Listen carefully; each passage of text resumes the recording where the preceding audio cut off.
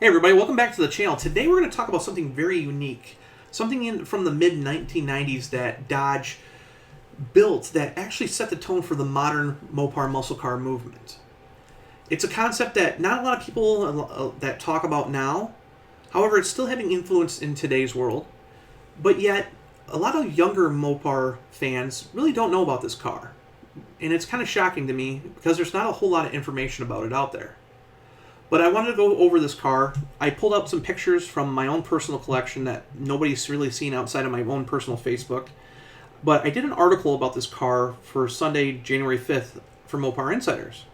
And the reason why is I know a lot of people are super pissed that the Hemi is not coming back to the new Charger. But I was trying to think of like muscle cars that really didn't have V8 powertrains to it, and this car automatically clicked in my head, and I was like, man, no one really talks about this car anymore. I wanted to kind of like bring it back and kind of talk about it. So I figured we'll go through, talk about this car, what makes it so unique, and it's a lot of things. This car is not just your normal concept car. So I wanted to talk about it, and then talk about its design with the photos that I have. So let's take a look back at the 1994 Dodge Venom concept car. So in the mid-1990s, Dodge was riding high in its success of its muscular performance Dodge Viper RT10 Roadster. And the automaker wasn't going to, rest on its laurels. So what they did was in 1994 at the North American International Auto Show in Detroit, they actually brought this car that blended muscle car DNA with modern tech at the time and introduced it to the world as the Dodge Venom. Now, keep in mind, the Dodge Venom obviously never made it into production, but it does play a very important part of Dodge's history, like I said, because it could have been one of these cars of what could have been a moment for the brand to be like a really daring approach at the time, but just kind of fizzled out for some reason. Now, again, it did have V8 power under the hood, but what made this car really stand out was at the time Chrysler had just come out with a really high-tech 3.5 liter overhead cam 24 valve V6 engine. Now, a lot of people know of this engine because it pretty much was like super high tech at the time and went into every big Chrysler in the mid 1990s, even in the 2000s. So it went into products like the LHS, the Concorde, the Intrepid, the 300M. It also went into vehicles like the 2005 Chrysler 300 Touring and Limited, the 2005 Dodge Magnum SXT, the 2006 Dodge Charger SXT and SE models, and even made its way into the Dodge Avenger four-door sedan before it was discontinued in 2010.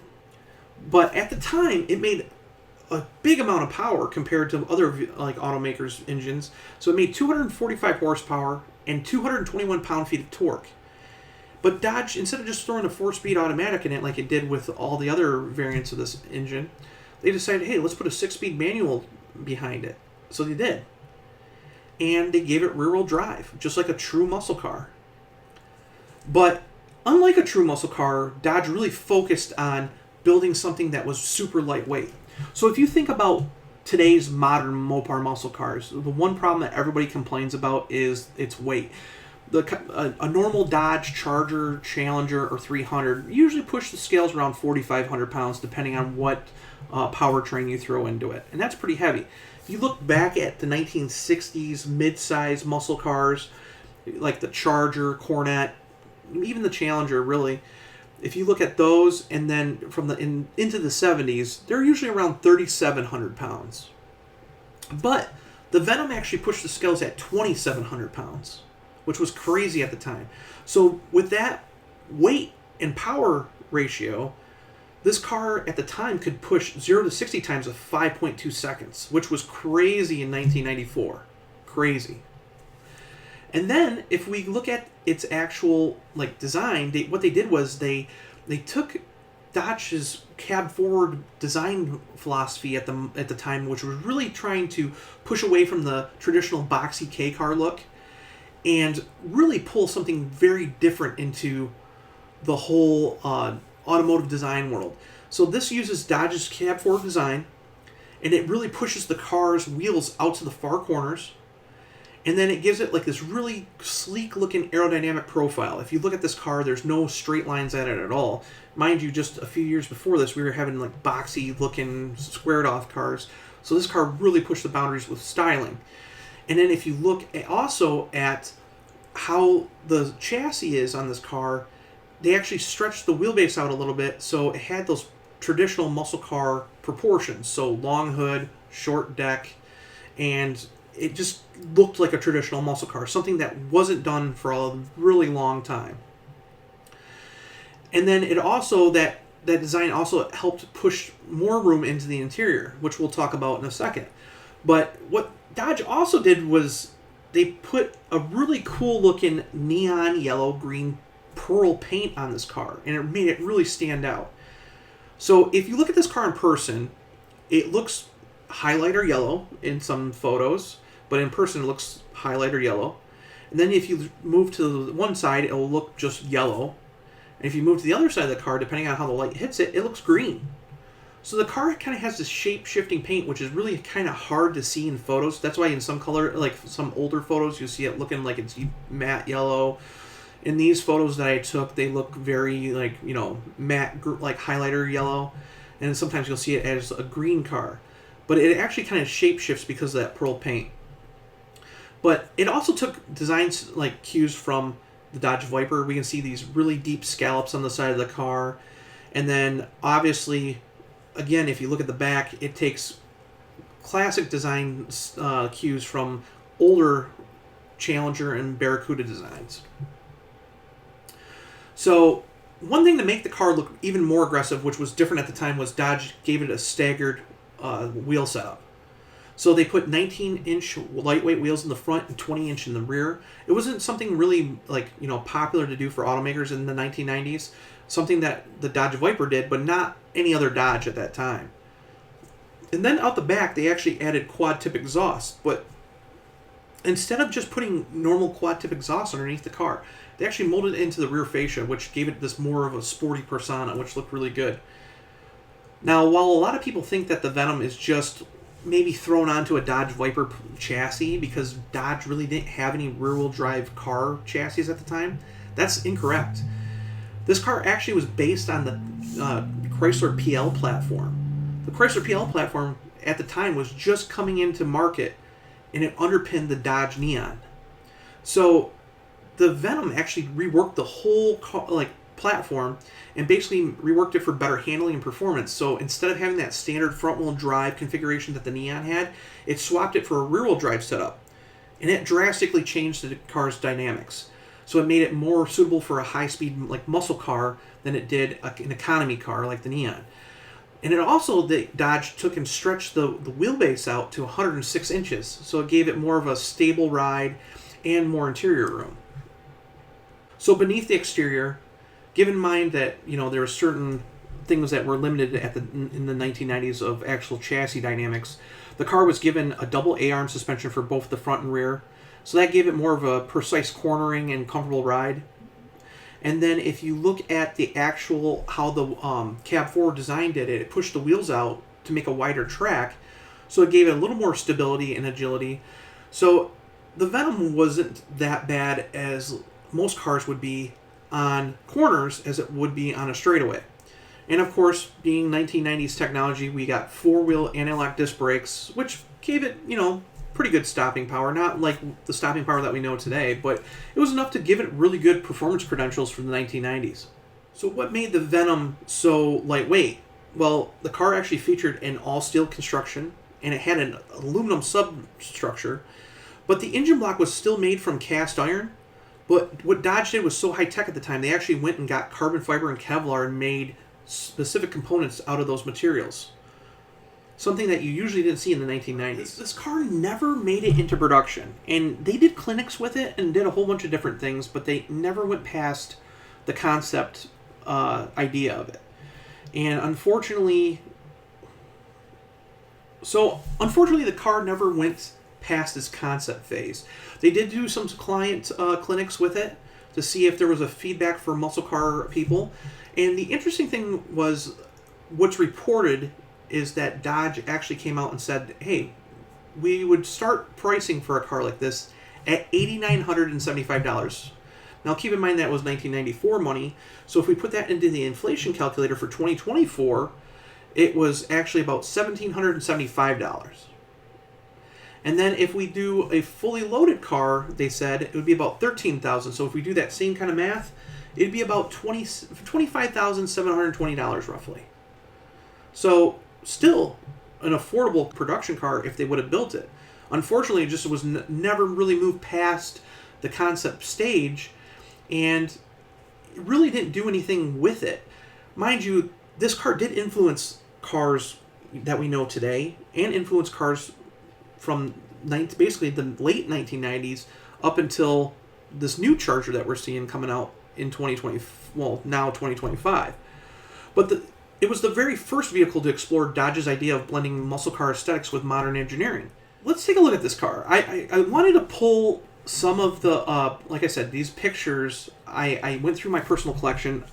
These pictures are from 2014, so they're already 10 years old, which is hard to think. But this is a special event that was put on by Dodge for the press. Mind you, I wasn't part of the press at the time, but I got invited from one of my buddies in the design studio and got a chance to get up close to all the concept cars. And they brought out basically everything that was at the Walter P. Chrysler Museum. So all the concept cars. They brought out a ton of their historical cars that were on there at the museum, and they let the media actually drive everything but the concept cars, which was kind of cool. Now, you might have seen pictures from other media sources of these cars, but these are my own personal pictures. They have never been shown to the public rather than what's on my own Facebook page. So I wanted to actually get these out on Mopar Insiders because I think this is kind of stuff should be shown to the public. But I want to go over the overall design of this car, show you that it wasn't all done just, as a concept. Some of the design elements were actually pushed into production or other concept cars. And I wanted to go over some things that people automatically think, think about the design of the car. The first thing is it's the front end. The front end is very polarizing. If you look at the headlights, a lot of people think those are Dodge Viper headlights. They're not. They're a lot narrower than a Dodge Viper RT10 headlights. If you look into the housing of them, because they're actually wrapped dark, they're smoked out really dark to give that car more of a menacing look. But if you look inside, they're kind of set up the similar way, but they're very narrow compared to the Dodge Viper RT10's headlights. If you look at the actual front fascia, that really aggressive, like I call it the grin, it's like a very aggressive grin, that cross-haired look, that actual design was put on a concept vehicle after this, the 1997 Intrepid ESX, which was a fuel cell car designed for economy, like mileage, based on the upcoming Intrepid. That car showed off another version of this grille design, but if you look at the 1997-1998 Dodge Intrepid, that grille that's on that car is actually inspired by this one. I'll show you a picture of it compared to this one, and you can kind of see where that inspiration comes from. But yes, the Intrepid design was actually inspired, the second generation Intrepid design was actually inspired by the Dodge Venom. Now, if we look at the actual, how this car looks from this angle, a lot of people think it's based on the Dodge Viper just because of the proportions. But if you look down the body of the car, you see that obviously those mirrors are right off the Viper RT10. The greenhouse of the car is very sloped, but if you look at the back, how it's rounded, you kind of think that you would see a little bit of GTS coupe in it, but it's not. And then if you look at the hood where the matte black actual paint is, it's not a decal because back then they painted everything. If you look at the matte blacks part and how it's scalloped out, you will actually see that design in the 1999 Dodge Charger RT concept car. That body line, that scalloped in the hood, actually made it to that car as well. If we take a look at the side profile of this car, we'll notice that there's these really deep scallops from the doors into the front fenders, something that kind of mimics a Charger in a way. But however, they're very deep. They're even deeper than what we've seen on the Viper. However, if you look down this angle that I shot, you can see that the vents in there are actually functional. So if you look down those in real life, you can actually see the engine compartment. They're very much functional exhaust vents for the engine to get heat out of them. If you look here, you get those Viper mirrors again, but you can also see, because it's based on the Dodge Neon platform, it has Dodge Neon door handles, something that, again, this car came out in 1994, and the Neon was just making its appearance in late 1994, so they used a lot of parts off of this car from it. Looking at the back is very striking. It's very rounded. Compared to the modern muscle cars that we know, where like the Challenger is very squared in the back, and so is the Charger, this one's very rounded. It looks very aerodynamic. It's got that black painted mask around the taillights, and if you look at the quad taillights, when I said that the car was inspired by the Challenger and Barracuda of the past, I'm talking about from the 73 to 74 cars with those quad taillight setups. That's where it comes from. Everything's very round. There's no square edges. Even if you look at the license plate bracket around the housing around the bracket, it's rounded. We do see this really bold rear fascia, and it's funny. These aren't just letters that are stuck on the back. The Dodge actual 1990s Dodge font, which I absolutely loved back in the day, but it's actually molded into the rear fascia. So instead of being pressed in, it actually stuck out, which made it more like in your face. And then we see those quad tip exhausts, instead of just throwing them underneath the car like most manufacturers would do, they cut holes in the rear fascia and stuck them out there, kind of giving it more of like a sleeker look, but more muscular. And again, if we look at this side profile of the car, it's very interesting because we can see that the wheels on here, they're lightweight wheels, but they use a 6-lug pattern. So the axles were actually from the Dodge Dakota, or also the Viper RT10, because if you know anything about Vipers, they use the same axles as the Dodge Dakota. That's why we have the 6-lug wheels. And then if you also look at the canopy, the greenhouse of the car, I always wondered this, and I never knew this for an actual answer, but if you look at the actual window rake, it reminds me a lot of the Dodge Stealth sister car, the Mitsubishi 3000 GTO. Now, while the windows are power in the doors, you'll notice that there's these rear flanking windows that are very CUDA-like because of how they're shaped, like Barracuda-like. But they're fixed. They don't come down at all. But we also see that the rear glass actually wraps around the greenhouse instead of just being like straight out the back where you can just see the C-pillar, or in this case a B-pillar. It's actually wrapped around, giving the car more of like a wide look in the back. So that's really cool design that many people don't really point out on this car. Now, one of the most interesting things about this car is, I told you, compared to the modern muscle cars, this car is it's a lot lighter in weight, 2,700 pounds roughly. But the actual footprint of this car isn't as big as like the modern Camaro or Mustang even. It sits on a 106-inch wheelbase. It's more of a, I would say it's bigger than obviously a Dodge Neon that it's based on, and wider than one, but it's more of like a mid-sized car. It's not quite as big as a Camaro. So when we talk about muscle cars, and everybody's saying that the Challenger and Charger are heavy compared to the Camaro and whatnot, this car is a little bit smaller than the modern day Camaro, and a little bit smaller than the modern day Mustang. So looking at the interior, we noticed it's a parts bin car. The door panels are right off of the Neon two-door. The same door handles, same panels. The dash is right out of the Neon, except for one little trick. If you look at the actual top of the dash over the center vents, you'll see that there's gauge pods put up there, which were really cool. Too bad they never made those into the Neon. The center console looks really good. It's got a 6-speed manual transmission, obviously, so it's got just a normal grip on the shifter, but it's highlighted in that neon yellow-green color. So is the emergency brake. The steering wheel is straight up neon.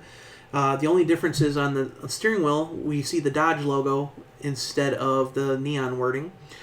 And then if you look at the seats, a lot of people who know about the first generation Neon know that the seat frames are the same for the Dodge Viper as they are for the Neon. So these seats are right out of the Dodge Viper.